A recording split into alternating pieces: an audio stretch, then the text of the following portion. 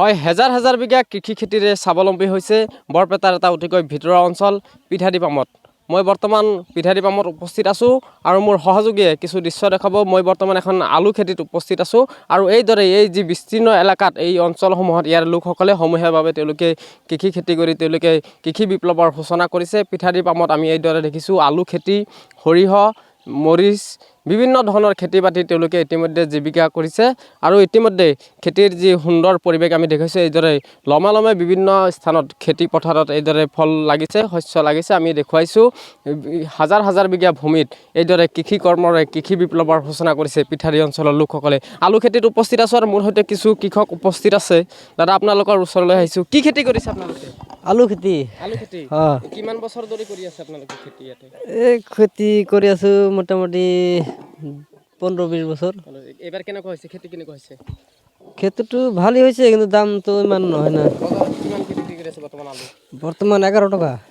লাভ loss কেনেকুৱা আপোনালোকে? সঠিক মূল্য পাই আছে না? হে, মূল্য সঠিক পাই আছে বজাৰত? মূল্যটো কমি হয়, যিটো আপোনাৰ সেই খৰচ যিমান হয় সেই হিচাপত কম হয়। ক'ত বিক্ৰী কৰে আপোনালোকে? এইটো দুগনি যাব বা মছলপুৰ যাব, কমলিকাটা যাব। ইয়াৰ পৰা লৈ যোৱা হয়, গাড়ীত লৈ যোৱা হয়? গাড়ীত লৈ যায়। আৰু কি কি খেতি হয় ইয়াতে? ইয়াতে বিম খেতি হয়, ঝালা খেতি হয়, তাৰপিছত আলু খেতি হয়, কবি খেতি হয়। এই চৰকাৰৰ ফালৰ পৰা আপোনালোকে কীটনাশক দ্ৰব্যসমূহ পায় না আপোনালোকে? শস্যৰ যিসমূহ সাৰ চৰকাৰৰ ফালৰ পৰা? সাৰ চাৰটো আমি নাপাওঁ। নাপায়, চব নিজাববীয়াকৈ কৰিছে।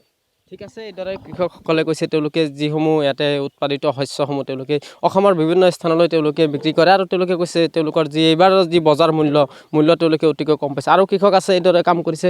দাদা, কেনেকুৱা হৈছে এইবাৰ আলু খেতি আপোনালোকৰ? ভালে হৈছে অলপ। ভালে হৈছে। কেইবিঘা কৰিছিলে ইয়াতে? ইয়াতে 10 বিঘামান হ'ব। 10 বিঘা। ইয়াতে ইয়াৰ চব ৰাইজে আপোনালোকে খেতি কৰে? খেতি কৰে।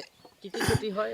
ইয়াতে সৰিয়হ খেতি কৰে, মৰিচি খেতি কৰে, জ্বালা আৰু এই আমাৰ এৰি খেতি কৰে। এৰি খেতিও কৰা হয়। আপোনালোকে আলু যেতিয়া হৈ গ'ল, এতিয়া আৰু এই ভূমিত আৰু খেতি হ'ব না? এনে হ'ব। এতিয়া কি কৰিব? এতিয়া আৰু এৰি ধান বুনিম। এৰি ধান? হয়, ঠিক আছে। এইদৰে তেওঁলোকে এই লোকসকলৰ সৈতে আমি কথা পাতিছোঁ আৰু তেওঁলোকে কৈছে যে ইয়াতে যিহেতু বৰ্তমান তেওঁলোকে আলু খেতি কৰিছিল, এই আলু খেতি এইসমূহ শস্য চপোৱাৰ পিছত তেওঁলোকে আকৌ ইয়াতে তেওঁলোকে ধানৰ খেতি কৰিব আৰু এইদৰে ইয়াৰ যিসমূহ লোক আছে তেওঁলোকে কৃষি বিপ্লৱৰ সূচনা কৰিছে। মই কেমেৰাৰ সহযোগীক মই দেখাবলৈ অনুৰোধ জনাম। আপুনি যোনফালে চাব চৌদিশে দেখিব কেৱল ইয়াতে শস্যৰে আৱৰি আছে। এই সমগ্ৰ অঞ্চলটোত তেওঁলোকে হাজাৰ বিঘা ভূমিত তেওঁলোকে খেতি কৰিছে। আৰু এগৰাকী কৃষক আছে। দাদা, কি কি খেতি হয় আপোনালোকৰ ইয়াতে মূলতঃ? আমাৰ ইয়াতেতো মৰিচ হৈ আছে আৰু কবি হৈ আছে, আলুটো হৈছে, বহুত ধৰণৰ হয়। আপোনালোকে কি কি খেতি কৰিছে এইবাৰ? মই এতিয়া হৈছে বুনছোঁ আৰু আলু। কিমান বিঘা কৰিলে? 2 বিঘামান কৰিছোঁ। 2 বিঘা কৰিছে। মূল্য কেনেকুৱা পাই আছে বজাৰত আপোনালোকে? এতিয়াতো মূল্য বহুত কম, আগত বেছি আছিল। এতিয়া হৈছে এতিয়া তাৰমানে আপোনাৰ মই 13 টকাত বেচছোঁ আৰু আগত আছিল কমচে কম 19 টকা। 13 টকা কিলো? 13 টকা কিলো। টাউনত বজাৰত এইসমূহ কিন্তু দাম বহুত বেছি। সেই আপোনালোকে মূল্য নাপায়? সেনেকুৱা মূল্যটো নাপাওঁ। এই ৰাস্তা ঘাটৰ সুবিধা কেনেকুৱা আপোনালোকৰ? ৰাস্তাটো নাই, ৰাস্তা নাই। এইবিলাক ক'ত লৈ যাব এতিয়া আলুখিনি আপোনালোকে? এতিয়া ইয়াৰ পৰা বেপাৰী লৈ যাব, ক'তবা লয়। আপোনালোকে ডাইৰেক্ট বজাৰ নাপায়? না, ইয়াৰ পৰা বিক্ৰী কৰিব লাগে। ইয়াৰ পৰা বহুত দূৰ ৰাস্তা নাই, তো ঘৰত নিব নোৱাৰোঁ না, সেইকাৰণে।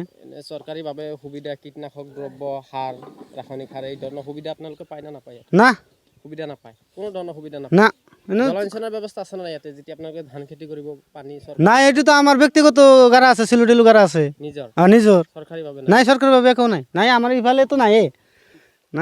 ঠিক আছে। হয়, এইদৰে আমি ইয়াৰ যিসকল কৃষক আছিল তেওঁলোকৰ সৈতে আমি কথা পাতিলোঁ আৰু তেওঁলোকে কৈছে ইয়াৰ যিসমূহ শস্য তেওঁলোকে এতিয়া উৎপাদন হৈছে আৰু বৃহৎ ইয়াতে শস্য উৎপাদন হয়। তেওঁলোকে বৰপেটা জিলাৰ যি কৃষি বিভাগৰ ফালৰ পৰা তেওঁলোকে কোনো ধৰণৰ সুবিধা লাভ কৰে না আৰু ইয়াৰ পিছত যি তেওঁলোকে ধানৰ খেতি কৰিব তাৰ কাৰণে এই যি অঞ্চলত ইয়াতে কিন্তু তেওঁলোকে কৈছে যে জলসিঞ্চনৰ কোনো ধৰণৰ সুবিধা নাই। আৰু বৰ্তমান যিসমূহ তেওঁলোকে ইয়াতে মৰিচ হওক, আলু হওক, ভীম হওক, বেঙেনা হওক, আজি যিসমূহ শস্য তেওঁলোকে এতিয়া চপাব এইসমূহ এই পথাৰৰ পৰা তেওঁলোকে কৈছে যে বেপাৰীয়ে লৈ যাব আৰু সেই যে মধ্যভোগী বেপাৰী তেওঁলোকে আন বজাৰসমূহলৈ লৈ যাব, সেয়া বৰপেটাৰত হওক, খাৰুপেটীয়া হওক আদি বিভিন্ন অঞ্চললৈ লৈ যাব। কিন্তু এওঁলোকে যিসমূহ প্ৰকৃততে কৃষক, যিলোকে শস্য উৎপাদন কৰে, তেওঁলোকে কিন্তু সঠিক বজাৰ মূল্যৰ পৰা তেওঁলোকে বঞ্চিত।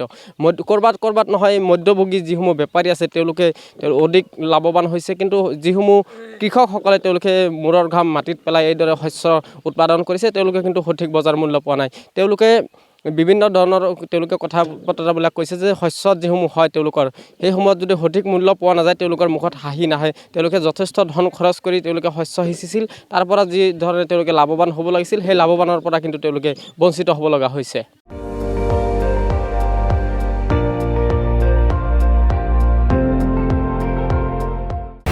আপুনি চাই আছে ND24, সৰ্বশ্ৰেষ্ঠ নহয় সৰ্বোত্তমৰ দৌৰ।